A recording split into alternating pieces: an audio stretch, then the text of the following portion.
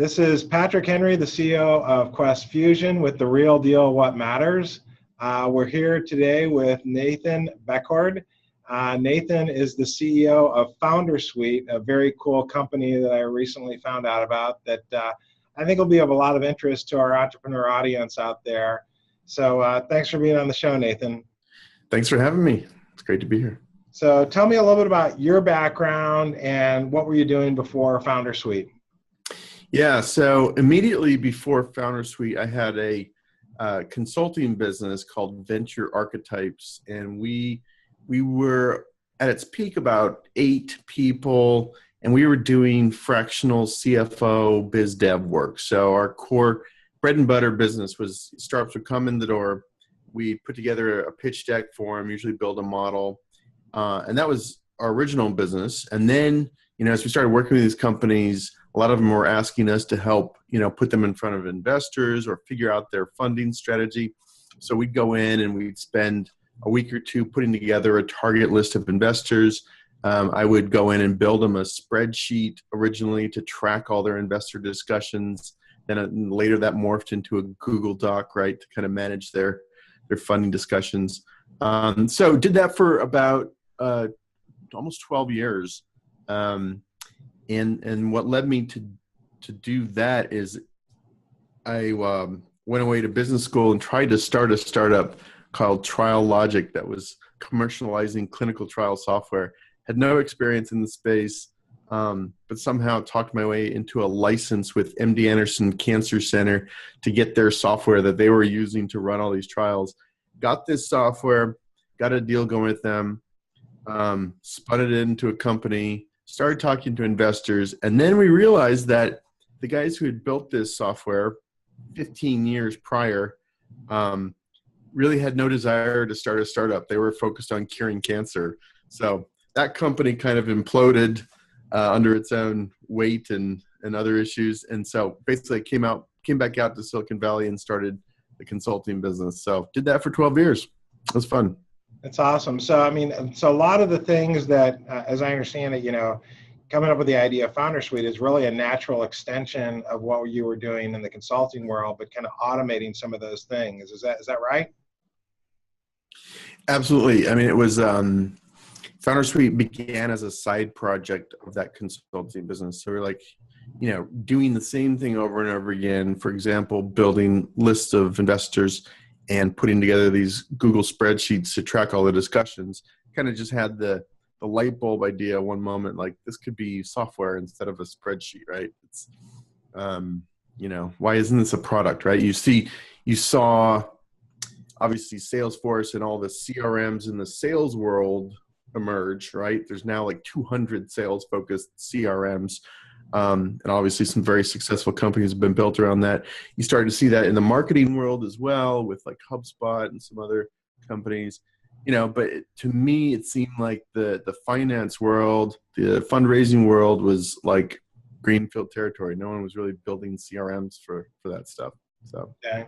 Now, does the Foundersuite product also include kind of the list building, target list building capability, or it's more managing the sales funnel or I agree. I think raising money is also like a sales process. You have a funnel, you're working through the funnel, you're working a list, but you also said that you were building lists for people. Does Foundersuite have some automation capability around that, or is it still, you need to do that more manually?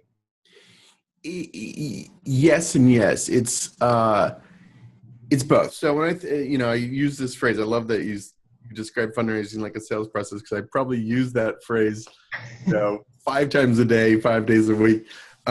And that's our whole philosophy, right? You're fundraising. You should think of it just like a salesperson does their B2B funnel. You build a list of targets, you qualify those targets, and then you move them through your funnel, through the various stages of outreach, engagement, due diligence, and hopefully either to a commitment or to a no.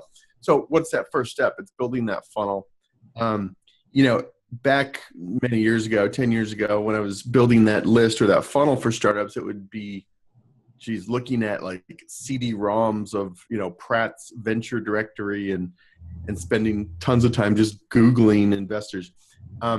We're taking it So, I say yes and yes to your question. We're making it easier because we have this database that you can now search by market tag and location. So that, helps you filter down and generate a couple hundred results typically, depending on your industry.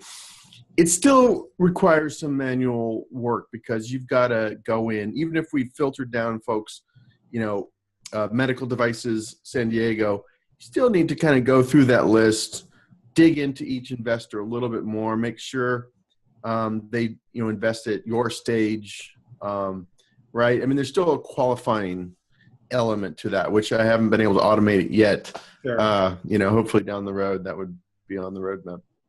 So I know that there's all these kind of Reg D filings out there, and there's these companies that kind of mine that data. I think Mattermark and Crunchbase and a variety of different sources to kind of do this, which actually makes it obviously a lot easier than it used to be, kind of like you were talking about.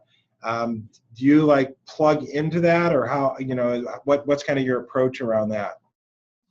Yeah, we don't. We built this database ourselves. We were, when we originally got started, this is rewinding the clock 2 years ago, but we were actually integrated with AngelList API. So we tapped into AngelList database, and we also were using Crunchbase's API and LinkedIn's API. So we were actually originally plugging into all these different APIs.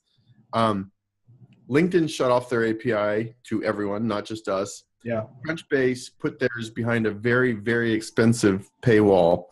I think it was $60,000 a year is the license fee they wanted to tap their database as a commercial entity. You can go in as an individual and pay less, but if you want to actually, use their data for a business, it's like 60,000 plus.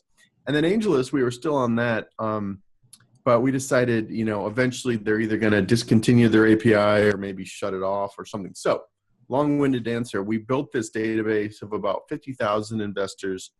We're not going out and scraping Reg D filings or anything like that. We are, interestingly enough, the activity of our users on the system is creating some data, right? We've got a couple thousand startups using the platform, and so we know who's chasing which investors, which ones are leading, down the funnel further, right? So stuff like that. So, yeah. But actually, just one last little bit to that answer. Whenever I talk to startups, I don't say, "Hey, our database of investors is the end all be all." I usually say, "Go, search through our database, come up with a list. Go to Crunchbase, plug in some of your similar companies, see who funded them. If you have access to Mattermark or CB Insights or PitchBook, very expensive, databases, but if you have access to those, spend some time on that." So I think still founders need a variety of databases to really build that killer investor list. Okay, cool. And then, one of the things, and just based out of my experience, is even after you have that list, especially VCs. I mean, angels maybe a little bit different. Maybe you can plug into an angel group that, has those angels involved. But with a VC, and even with a lot of angels, if you don't have a warm contact, you're basically not going to get any response unless you're a known guy, known gal that's done it before. And, then you already kind of have your own reputation out there. But a lot of these younger entrepreneurs, first-time entrepreneurs, if they don't have that, becomes really challenging. Like, one of the things I suggest to people is, hey, see if you know somebody on LinkedIn that knows the person that you're trying to meet up with. Do you give that kind of advice, or what other approaches do you have? Or, do you do much, do your customers and clients do much cold calling, or you really kind of advocate that warm lead process as well? Absolutely on the warm lead. And just, I can't emphasize that enough. I'm constantly beating the table and employing a little bit of tough love with some of our users, right? Because they want to be cold emailing investors. And I have to put in perspective, and this, but this is for maybe the audience. These VCs in particular, they're meeting with 25 companies a week. They're getting 100 warm intros a day. They're not even going to open up your cold email. That's going straight to the delete folder. So, absolutely, the warm intro is, in my book, the only way to get in. you every now and then you'll hear about some founder who cold emailed Mark Cuban and got a response, something like that. There are at 0.0001% where something happens, but by and large, it's the warm intro. And just like you said, I mean, I tell people to plug in that target investor in LinkedIn, see if you have any mutual connections to that person. Even try Facebook, right? So sometimes, my LinkedIn Venn diagram of my LinkedIn network and my Facebook actually don't overlap all that much, right? So, if I'm trying to reach an investor, I might even go through Facebook.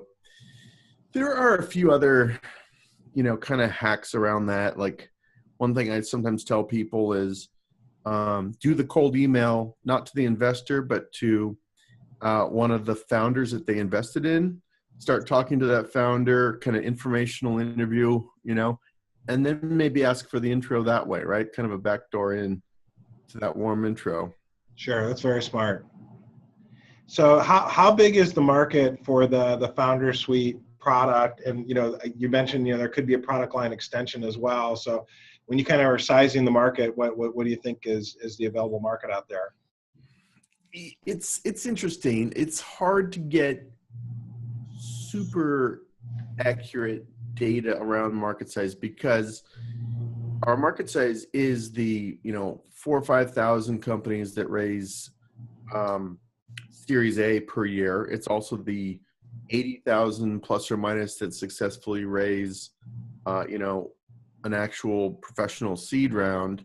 But it's actually, and those are the tip of the iceberg bits, right? The ones below the iceberg are the 1 to 4 million startups that are raising some kind of money, friends and family, or other, that you don't necessarily read about in TechCrunch, but they're a real startup and they're really actually raising money. Yeah. So, I kind of use I think, some proxies. Like I think Metamark has roughly 4 million companies in their database, startup companies in their database that they're tracking. And those are, typically growth companies. So I think that's kind of a total addressable market size. So is Foundersuite kind of software as a service business model? There's a subscription and you basically maintain that subscription during the period of time you're raising capital, or do you see companies staying on longer, or kind of how does that work? Yeah, it's a software as a service. We have a free version of the product that is free forever. You never get cut off. It's not a trial, but it does limit you in the number of investors you can have on your CRM. And then there's a $49 a month and a $69 a month plan. We've extended the product line. We launched that investor CRM in March of 2016, so a little over a year ago. And then we've added a few more pieces on there. We added our own database, as I mentioned. And then more recently, we added a investor updater tool. So now if you've raised money, you've got, a handful of angels or VCs on your cap table. Now this is a tool to do your monthly or quarterly updates. Or even if you're getting ready to do another round, I tell people, start sending, if I'm going to be pitching you in 3 months, start sending you our, updates a monthly or bi-monthly basis so that you start to see that line develop, right? You've heard of us, we're kind of in your mind, and you see steady progress, right? So this investor updater, like I said, it's kind of both to do your, update your existing investors, but also warming up your next round, if you will. Okay, cool. So the kind of 49 and 69 includes those additional features of the updates and things. Is that how it works? Yep. Cool. So, it's pretty straightforward. It's like, it's got a relatively straightforward user interface. It's easy for entrepreneurs to use. They don't have to be very technical. We're trying to make it as simple as possible. The funny thing is, and this is a bit of a embarrassing admission, when we first launched the product, I could send you screenshots. It was kind of comical and it was confusing and weird. And a lot of that is because it was coming from, I have a finance background and I was like designing products, right? It wasn't until I actually got a product manager involved that, and we rebuilt the thing from scratch that, it became simple, clean. I guess the bottom line the point I'm trying to make is that making things simple and easy is so much harder than you think it will be. And you kind of need people who can do that for a living, right? Yeah. Don't let the finance guy design the product. Now, are you constantly getting feedback from your client base around new features they want or ease of use things to implement or those kinds of things? Yeah, that's one of the beautiful things about this business. We're a startup. Our customers are startups, and they're really involved and vocal with what they want and with ways to improve, right? Some of these guys are product guys themselves, right? So they're sort of viewing our product through a product person's eyes and, constantly coming up with feedback. It's good. Okay. Sometimes it's a bit of a fire hose of product stuff, right? But it's good. Good. So I know you have revenue now. Do you have a clear path to profitability? Yeah, it's funny you mentioned that. I was having this discussion with my wife this morning because we're thinking about putting an offer in on a house here in the Bay Area market, which is crazy. I'm sure, it's heard it's down there too. And this discussion I had with my wife went something along the lines of, how much do I pay myself versus reinvesting into the product, right? We could be profitable today if we stopped reinvesting, right, and really building product. So we do have a path to profitability, but it's a variable lever, that I kind of adjust. So, yeah. So do you see yourself raising outside capital to, kind of fuel the growth and do more promotion and create, kind of broader brand awareness? Or is this something you're going to continue to just kind of self-fund? Yeah, I do. So we did raise a seed round. So we have some investors on the board already. I think, just being really candid, we're probably one of those startups that is beyond that seed round, or maybe it's a seed plus. We're not, quite at the Series A level yet. I mean, as a SaaS business, that bar keeps kind of rising, and keep getting harder and harder, right? Anecdotal stuff I hear sometimes is that SaaS businesses need, 100 to 150K monthly revenue, MRR, right? Mm-hmm. And even I feel like a year ago, that was more like 50 to 100K, right? So that benchmark keeps rising. Yeah. I think we'll get there eventually, though, and we'll probably do maybe another seed round this summer, just ballparking it. Because I think we have an opportunity to be a platform, right? I mean, just like Salesforce has kind of established itself as this sales CRM, I think we can do something, analogous, at least in the finance and fundraising space.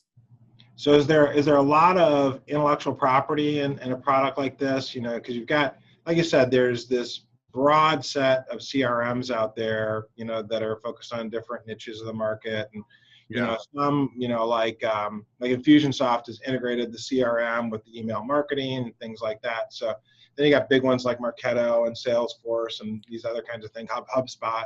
So is there something unique about what you're doing kind of in the financing space that makes the product, somewhat unique? And is there intellectual property there? I don't know. I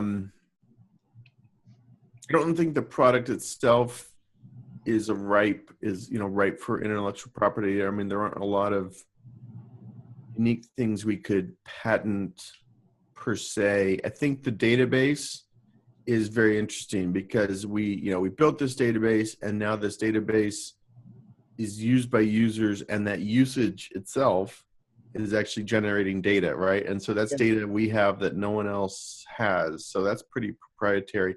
Again, it's not something so much that could be patentable, but it's definitely intellectual property. We have data about which startups are raising money, who they're targeting, who they're getting interest from, who they're in due diligence with, who they're getting commitments from. We have this information before anyone else, before it's even reported to the press or before it shows up in another database company. So that's an interesting, IP angle, I think.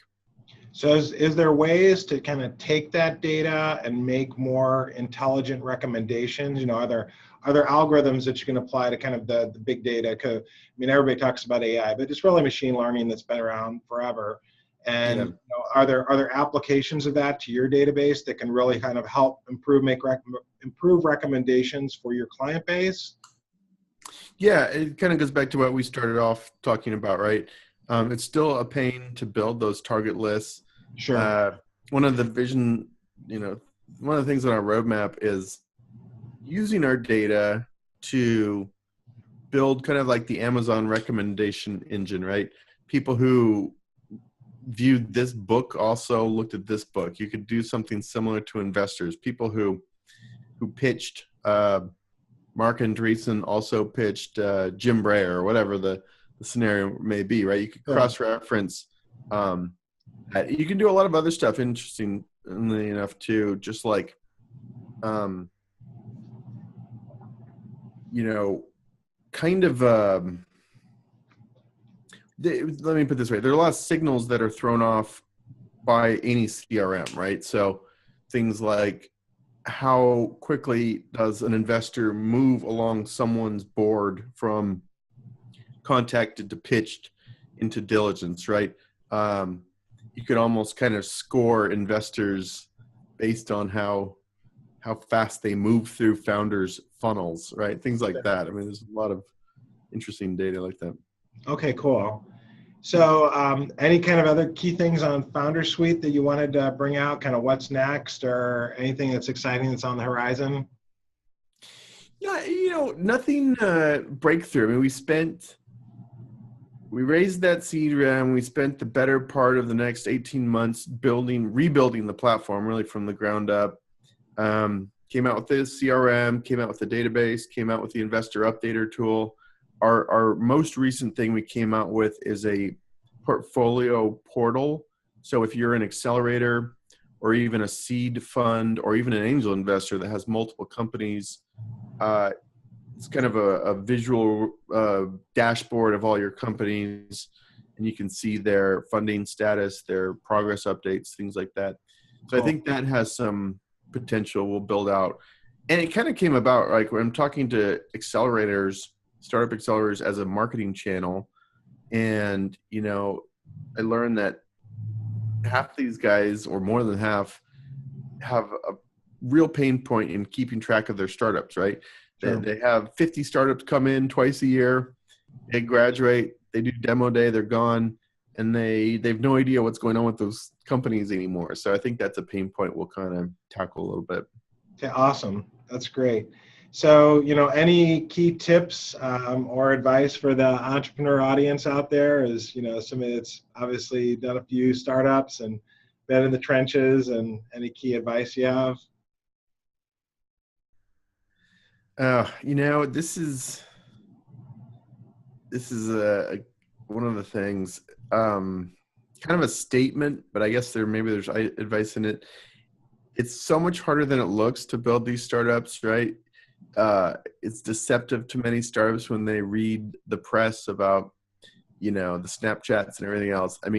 Those are, again, the extreme exceptions. Everyone else is hunkered down, worried about staying alive every week, and slugging it out for years. So I guess the advice there is just recognize that it's going to be a much harder slog than you probably start off with. I think some of the advice that gets thrown around, like fail fast, is good advice, but I think also people kind of give up too quickly. I think, to really survive, you've got to have kind of the little bit of cockroach DNA in you, where you're going to make this thing happen no matter what. So is that advice? I don't know if that's advice, but I think it's great advice, and it gives perspective. I think you're right. A lot of people expect these overnight successes, and you don't give birth to adults. Yeah. It's like, That's oh baby, a good it's not going to do much for you for the first 2 or 3 years, and it's a grind and it's a slog, and it is. There's most of, especially in the B2B world, most of your target customers don't want to work with startups. Yeah, So you got to have something that's highly differentiated and something that is really interesting, even to get them interested in talking to you. And then even then, it's a real slog. You got to be a grinder. And there's grinder. so much Yeah. kind of patience and perseverance required to kind of get these things off the ground. And the vast majority don't, so it's, I think that's just exceptional advice. So I really appreciate it. Well, thank you for being on the show today, Nathan. This is awesome. And this is Patrick Henry, the CEO of QuestFusion with Real Deal What Matters.